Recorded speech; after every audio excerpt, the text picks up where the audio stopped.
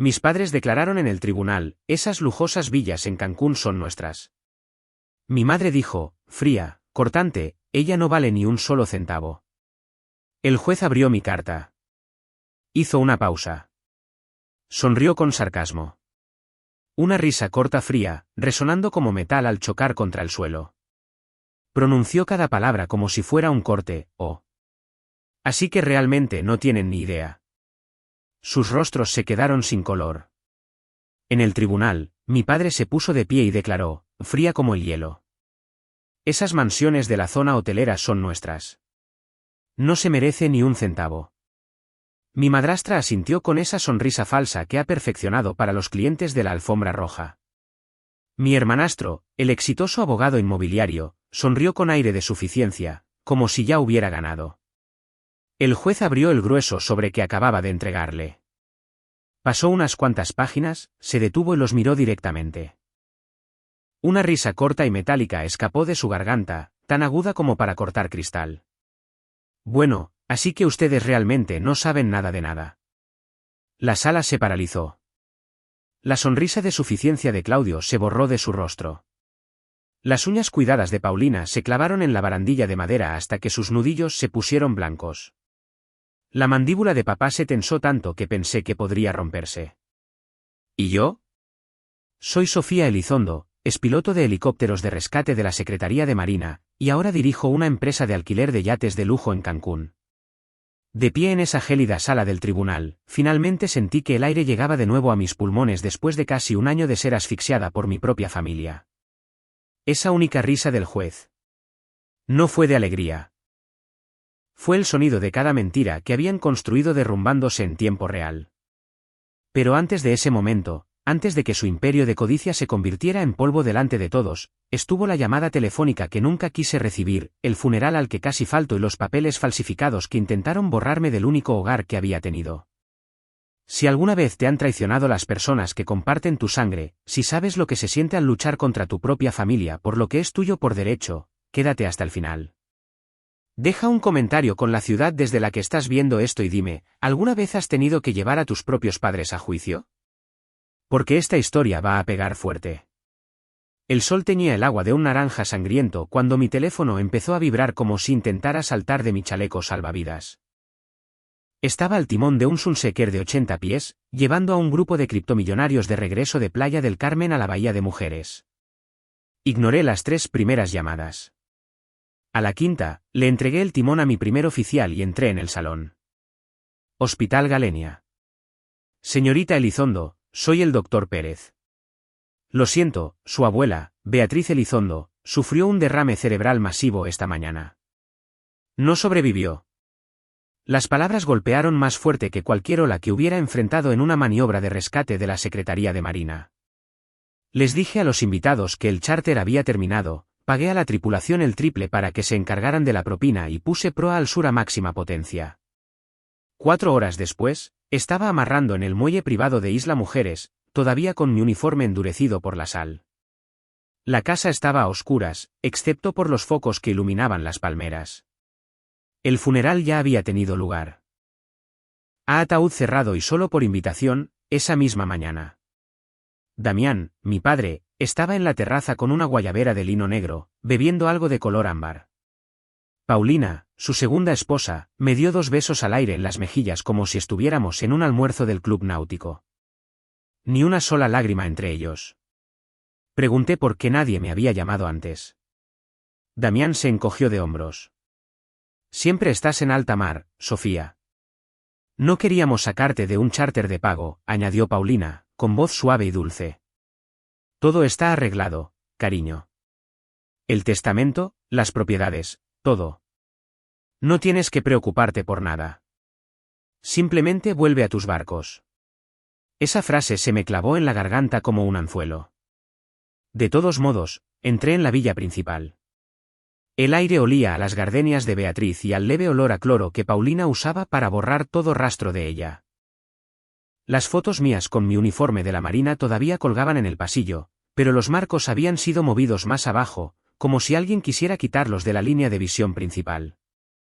En la cocina, el refrigerador estaba cubierto de nuevos imanes, clubes de la zona hotelera, clínicas de Botox. Nada de Holbox o de la base en Veracruz donde había estado destinada. La letra de mi abuela, que antes estaba en cada lista de la compra, había desaparecido. Claudio apareció una hora después, llegando vestido de Tom Ford y con un Rolex Submarine que nunca le había visto. Mi hermanastro. Mismo padre, diferente madre, diferente todo. Nunca habíamos sido cercanos. Él ya estaba en la facultad de Derecho cuando yo estaba aprendiendo a nadar a estilo perrito en esta misma alberca. Me dio ese medio abrazo que nunca llega a ser completo. Día duro, hermanita. Luego, tan casual como si pidiera un expreso, menos mal que mi mamá y papá tienen todo bajo control. La abuela firmó nuevos poderes notariales hace un tiempo. Las 5 casas están a salvo con nosotros. Pedí ver los documentos. Se rió, una risa corta y ensayada. Ya están archivados en el registro público. No necesitas estresarte con asuntos legales.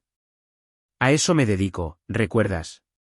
Me quedé allí, con mis zapatos de cubierta aún húmedos, mientras hablaban por encima de mí sobre la optimización de la cartera y la maximización de los rendimientos de alquiler. Paulina no dejaba de tocarme el brazo como si fuéramos las mejores amigas, diciendo lo orgullosa que estaría Beatriz de que la familia por fin estuviera trabajando en equipo. Para la medianoche, se habían ido, las luces traseras de su coche desapareciendo a través del portón. Dormí en la casa de huéspedes que solía ser mi dormitorio cuando era niña. Las sábanas todavía olían al mismo detergente que Beatriz había usado durante 30 años. Me quedé despierta escuchando el Caribe al otro lado de las dunas y sentí la primera grieta real en el muro que había construido alrededor de mi familia, porque algo que Paulina dijo no dejaba de repetirse en mi cabeza. Nos hemos encargado de todo el papeleo. ¿Encargado? No, Beatriz quería. No, esto es lo que encontramos. Encargado. Miré el ventilador del techo girar en círculos lentos y le hice una promesa a la oscuridad. No me iría de Cancún hasta que viera cada una de las páginas de las que estaban hablando. El portón de seguridad de Puerto Cancún se abrió antes de que siquiera llegara al intercomunicador. Esa debería haber sido mi primera advertencia. Aparqué el jeep alquilado en la entrada circular de la casa principal, la que tiene la alberca infinita que se funde directamente con el Caribe. La puerta principal ya estaba entreabierta. Dentro, el aire acondicionado golpeaba como si fuera un congelador de carne. Los 3 estaban esperando en la sala de estar formal, dispuestos como en una reunión de junta directiva. Damián estaba sentado en el viejo sillón orejero de Beatriz, con las piernas cruzadas, bebiendo café de una taza que solía ser de ella. Paulina estaba de pie detrás de él, con una mano apoyada en su hombro, los diamantes brillando cada vez que respiraba. Claudio estaba apoyado en la chimenea de mármol, con las mangas arremangadas lo justo para mostrar el Patek Philippe que sabía que costaba más que las casas de la mayoría de la gente. Sobre la mesa de centro había una gruesa carpeta de Manila. Claudio habló primero, con voz plana y profesional. La abuela firmó un poder notarial duradero hace 18 meses. Le da a papá autoridad total sobre las 5 propiedades, con efecto inmediato tras su incapacidad o fallecimiento. Deslizó el primer documento sobre el cristal. La firma de Beatriz me miraba, temblorosa pero inconfundible. Sello notarial, todavía brillante. Intenté cogerlo. Claudio retiró la carpeta a 1 pulgada. Las copias están archivadas en el registro público. No necesitas los originales. Sofía, cariño, intervino Paulina, con voz melosa, tu abuela quería que la familia permaneciera unida. Sabía que nunca estás aquí. Esto simplemente facilita todo. Damián finalmente me miró. Vives en barcos, niña. Gestionar propiedades inmobiliarias de 8 cifras no es tu mundo. Déjanos manejarlo a nosotros. Hice la única pregunta que importaba, ¿cuándo firmó esto exactamente? Claudio no parpadeó. El 14 de febrero. Volé yo mismo. Estaba lúcida, feliz de tenerlo hecho. Incluso comimos en Puerto Madero después. 14 de febrero. La misma semana que Beatriz me llamó llorando porque no podía recordar dónde había aparcado su coche en el supermercado. La misma semana que me preguntó 3 veces en una videollamada si todavía estaba destinada en la Sierra Tarahumara. Saqué mi teléfono y empecé a hacer fotos de cada página que me dejó ver. La mano de Claudio aterrizó sobre la carpeta. Es suficiente. 2 guardias de seguridad aparecieron en el arco. Hombres grandes con guayaberas de lino, auriculares, del tipo que Puerto Cancún contrata cuando los residentes no quieren una escena. Paulina debió de enviarles un mensaje en cuanto mi jeep tocó el puente de entrada. Damián se levantó. Estás cansada. Acabas de perder a tu abuela. Vuelve a la casa de huéspedes. Duerme un poco. Hablaremos cuando estés racional. Seguí haciendo fotos hasta que uno de los guardias se interpuso entre la mesa y yo. Señora, es hora de abandonar la propiedad. Claudio añadió, casi con amabilidad, ahora eres una invitada aquí, Sofía. Los invitados no pueden exigir archivos. Retrocedí hacia la puerta, con el teléfono todavía en alto. La última foto que conseguí fue de Paulina sonriendo como si acabara de ganar un Ariel a la mejor actriz de reparto. Afuera, los guardias me acompañaron hasta el jeep. Uno de ellos me abrió la puerta como un ballet parking con esteroides. El portón se cerró detrás de mí antes de que siquiera encendiera el motor. Me senté en la cola del ferry mirando las fotos borrosas en mi pantalla. El sello del notario parecía real. La firma parecía real. Pero algo no cuadraba, la tinta. Demasiado uniforme. La presión demasiado pareja. Hice zoom hasta que los píxeles me dolieron los ojos. Para cuando el ferry atracó de nuevo en tierra firme, ya me había reenviado cada imagen 2 veces y las había subido a 3 servicios de almacenamiento en la nube diferentes. Aún no estaba segura de lo que estaba viendo, pero sabía una cosa con certeza, habían ensayado este momento. Cada palabra, cada gesto, cada falsa sonrisa compasiva. Habían planeado dejarme fuera mucho antes de que Beatriz diera su último aliento. Conduje hacia el sur, hacia la zona hotelera, con las ventanillas bajadas y el aire salado azotándome la cara con la suficiente fuerza como para picar. Las 5 mansiones no eran solo edificios. Eran la única prueba de que alguien de mi sangre me había elegido a mí primero. Y pensaban que un simple trozo de papel podría borrar eso. Estaban equivocados. El portón de la mansión número 5 todavía tenía la vieja llave de latón debajo de la maceta donde Beatriz siempre me la dejaba.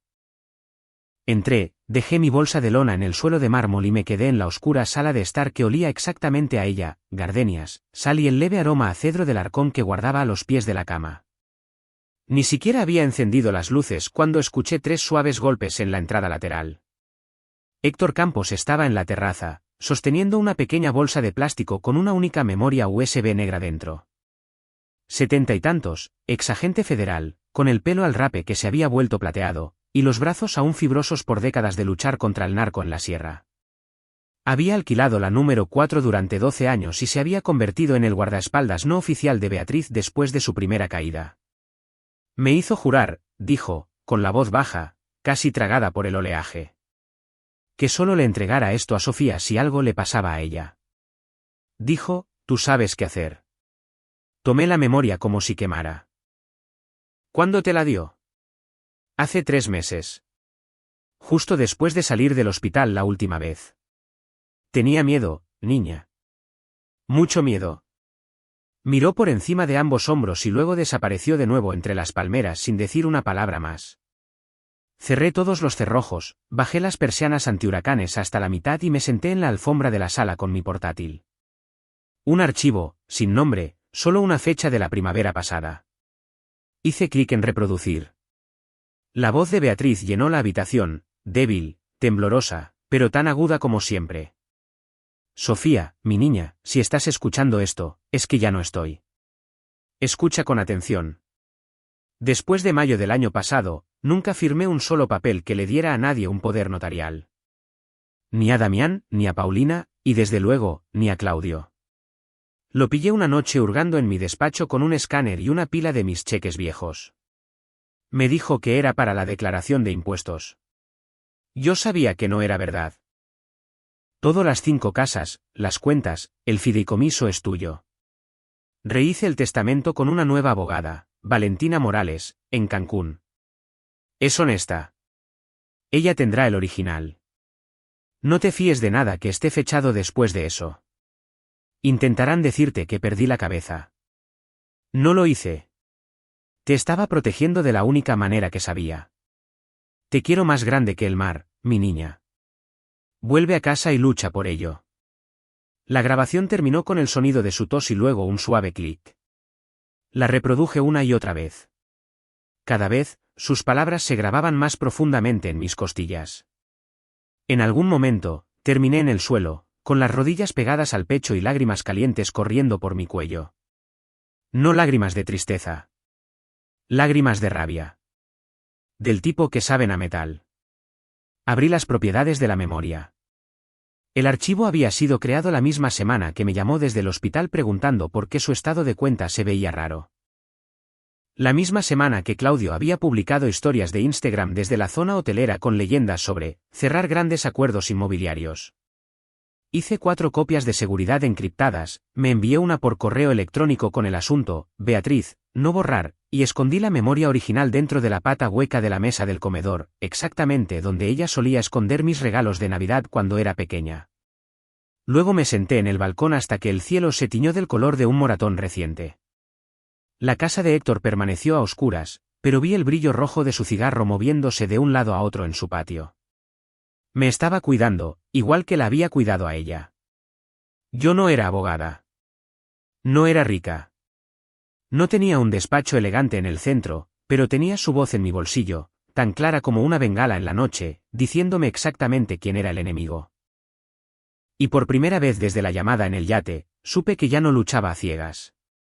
El bulevar Kukulcán todavía estaba tranquilo cuando crucé hacia el centro, con los rascacielos brillando en tonos dorados contra el amanecer. El despacho de Valentina Morales estaba en el piso 22 de una torre de cristal con vistas directas a la bahía de Mujeres. Me abrió la puerta antes de que siquiera llamara.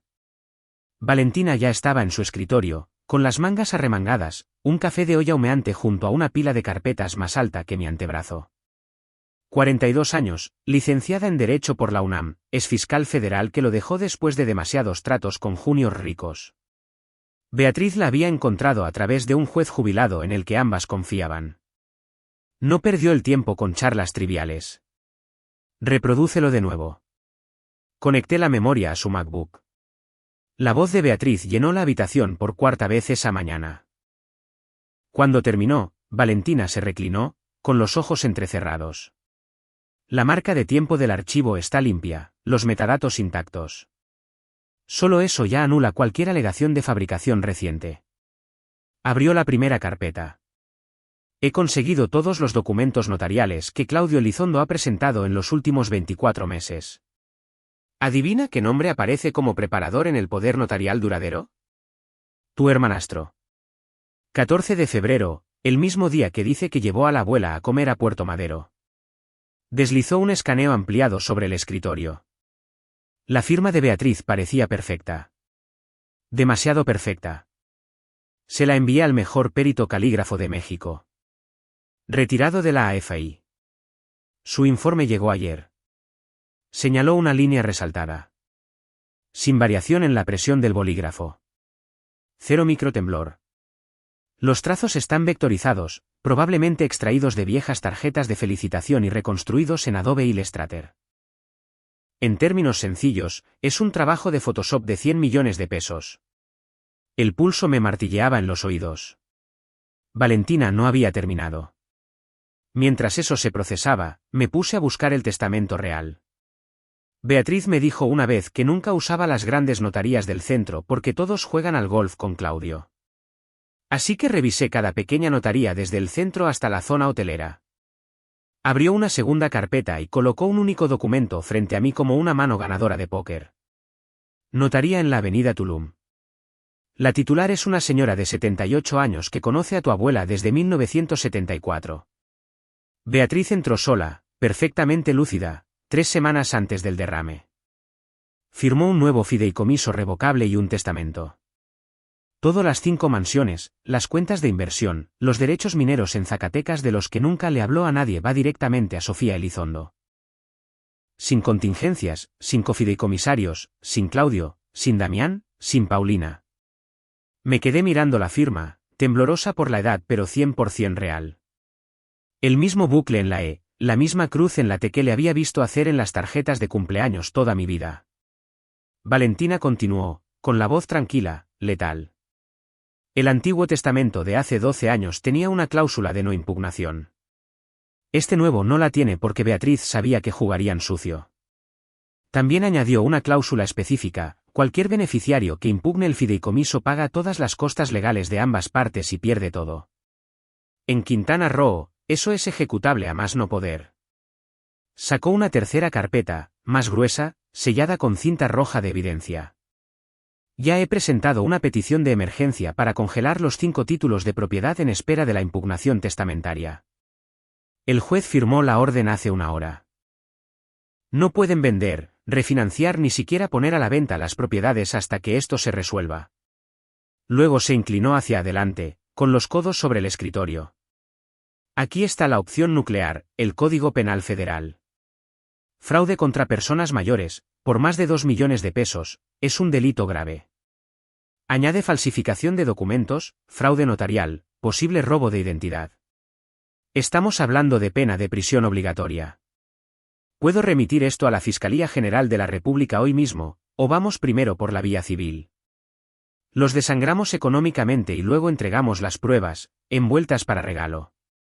Tracé con el dedo la firma real de Beatriz. Ella sabía exactamente lo que estaban planeando.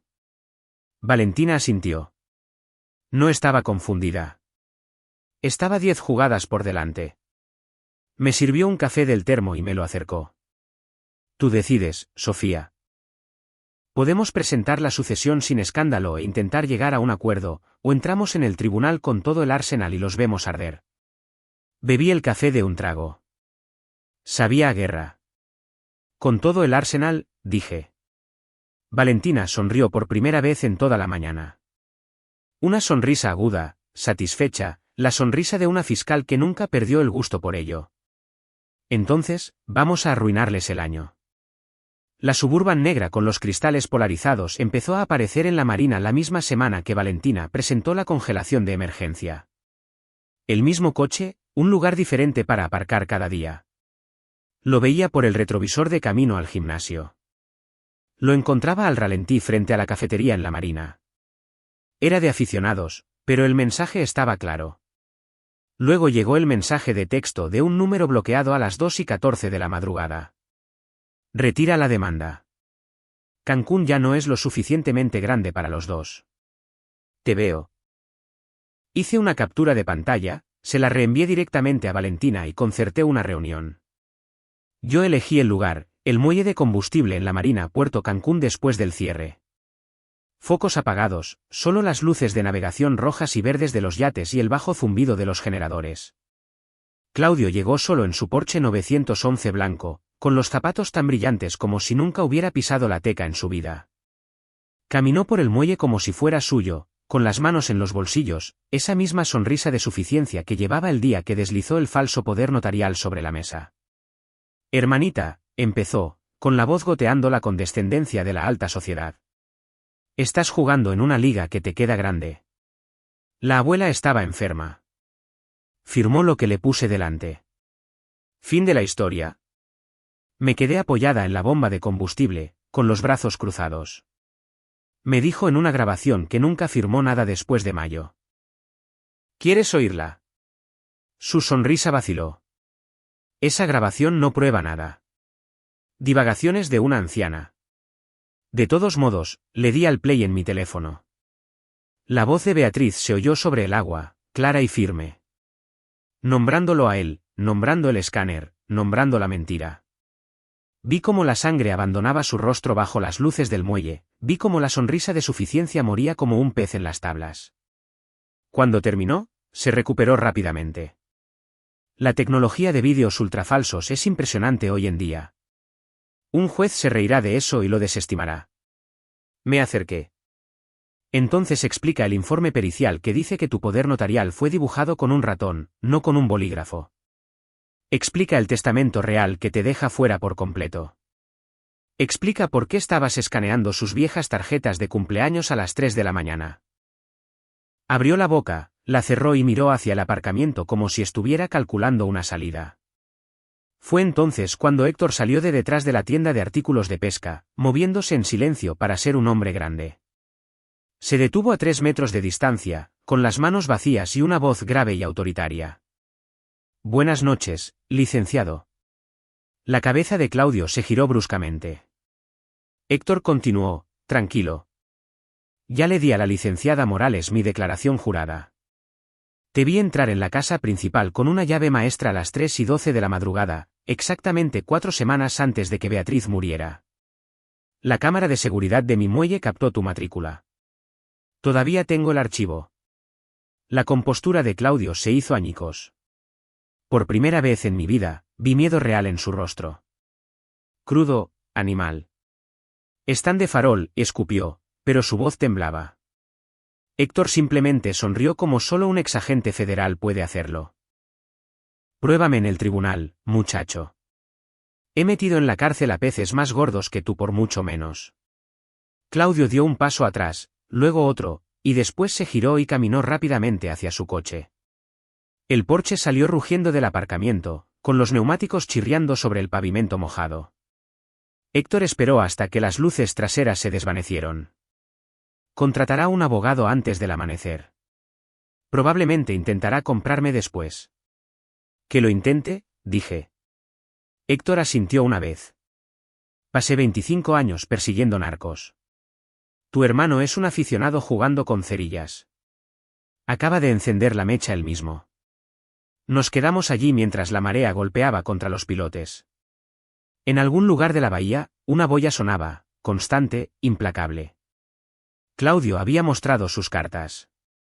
Ahora toda la mesa era mía. La sala del juzgado en el 6º piso del Palacio de Justicia de Cancún olía a cedro pulido y café quemado. Todos los asientos estaban ocupados, reporteros locales, estudiantes de derecho, incluso algunos jueces jubilados que habían oído rumores de que este caso iba a ser feo. Entré con el mismo traje sastre que había usado para las juntas de ascenso de la Marina. Valentina ya estaba en la mesa del demandante, con 3 cajas de archivo apiladas como artillería. Al otro lado del pasillo estaba Claudio con un traje brioni azul marino, la mandíbula tan apretada que podía ver el músculo contraerse. Damián y Paulina lo flanqueaban, pareciendo más pequeños de lo que recordaba, como si el dinero con el que contaban ya hubiera empezado a escaparse de sus ropas. El juez Domingo Ríos ocupó su asiento exactamente a las 9. 63 años, exmarina, cero paciencia para las tonterías de juniors ricos. No se molestó con formalidades de apertura. Abogados, he leído las mociones.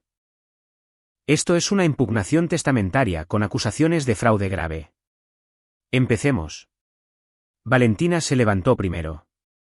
Señoría, la demandante presenta 3 categorías independientes de pruebas irrefutables. Llamó al estrado al doctor Leonardo Parra, perito calígrafo retirado de la AFI. Bajo interrogatorio directo, guió al tribunal a través de 42 páginas de análisis forense. Sin tinta, sin levantamientos del bolígrafo, sin temblor natural, líneas vectoriales visibles a un aumento del 400%. En 31 años, concluyó, nunca he visto una falsificación digital más limpia. El abogado de Claudio objetó, calificándolo de no concluyente. El juez Ríos lo silenció con una mirada. A continuación, Valentina reprodujo la grabación. La voz de Beatriz resonó por los altavoces, nombrando a Claudio, nombrando el escáner, nombrando la mentira exacta. La marca de tiempo brillaba en la pantalla detrás de ella, inalterable, irrompible. Paulina empezó a llorar, lágrimas silenciosas y teatrales. Damián miraba la mesa como si pudiera salvarlo. El tercer testigo de Valentina fue Héctor Campos. Prestó juramento con una voz que todavía evocaba noches en la sierra y casas de seguridad. Describió la llave maestra, la entrada a las 3:12 de la madrugada, la matrícula capturada por su sistema de seguridad privado. Luego miró directamente a Claudio. Juré proteger a esa mujer. Fallé una vez. No le fallaré a su nieta. La defensa intentó pintar a Héctor como un inquilino descontento.